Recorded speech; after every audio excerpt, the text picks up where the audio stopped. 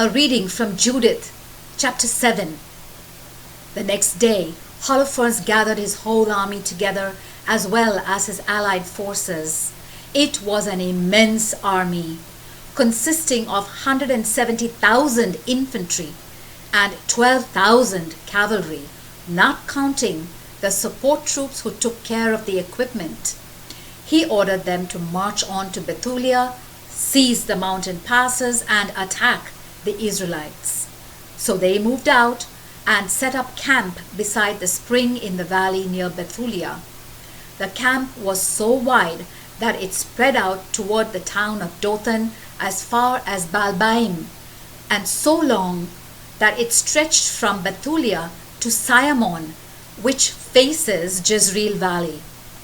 When the Israelites saw the size of the army, they were terrified and said to one another, "Those soldiers are going to eat up everything in sight.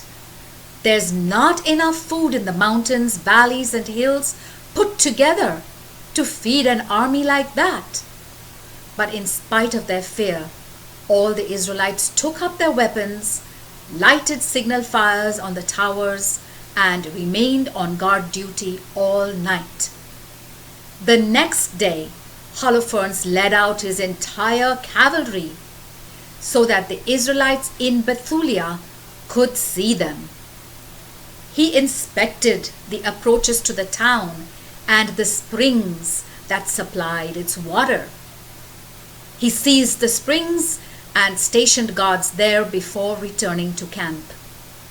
All the leaders of the Edomite and Moabite forces, along with the commanders of the troops from the Mediterranean coast, came to Holofernes and said, "Sir, if you listen to our advice, your troops will not suffer heavy losses. These Israelites do not rely on their weapons for defense, but rather on the height of the mountains where they live, since the mountains are not easy to climb. So then, General Holofernes, if you do not make a direct attack on them, your whole army will suffer no casualties. Stay in your camp and keep your soldiers in their quarters.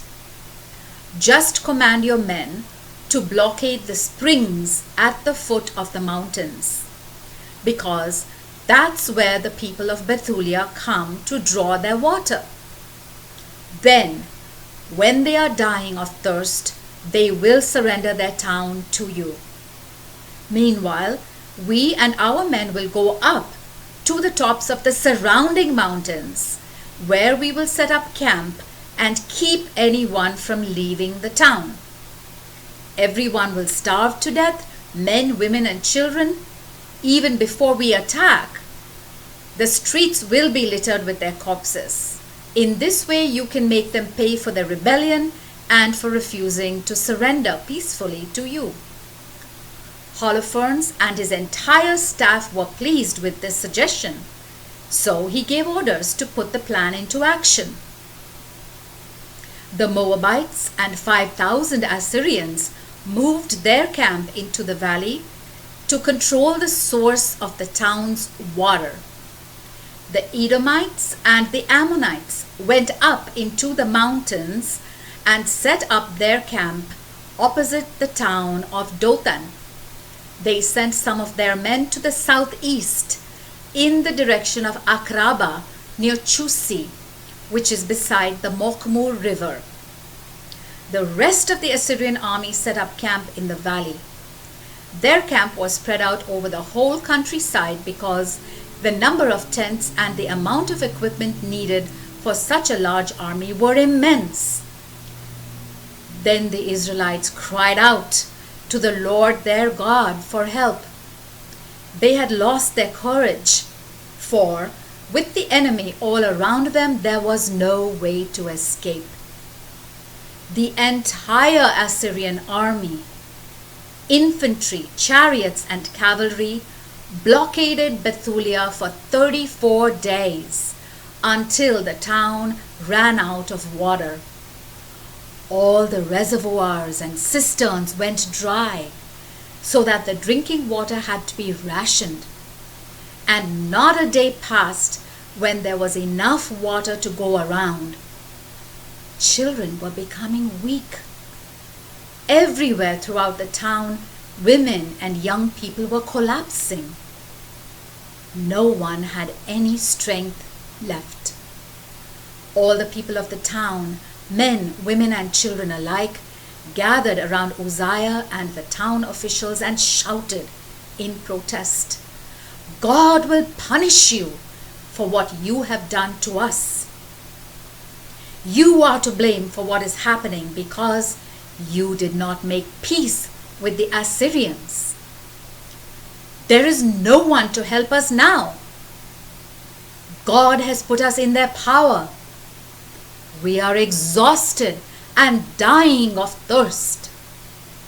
Call the Assyrians now and surrender to them, and let Holofernes and his army take the town and loot it. We are better off as prisoners of war. They will make us slaves, but at least we will be alive, and we won't have to watch our wives and children dying before our eyes. Heaven and earth are witnesses against you, and so is our God, the Lord of our ancestors, who is punishing us for their sins as well as ours. We can only hope and pray that he will not let these terrible things happen to us today."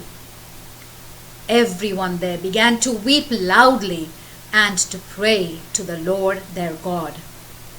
Then Uzziah said to them, "Don't give up, my friends. Let's wait 5 more days to see if the Lord our God will be merciful to us. Surely he will not abandon us completely. But if no help comes after 5 days, then I will do as you say." So Uzziah dismissed the people. All the men returned to their guard posts on the walls and towers, while the women and children went back to their homes. The morale of the entire town was very low. The word of the Lord.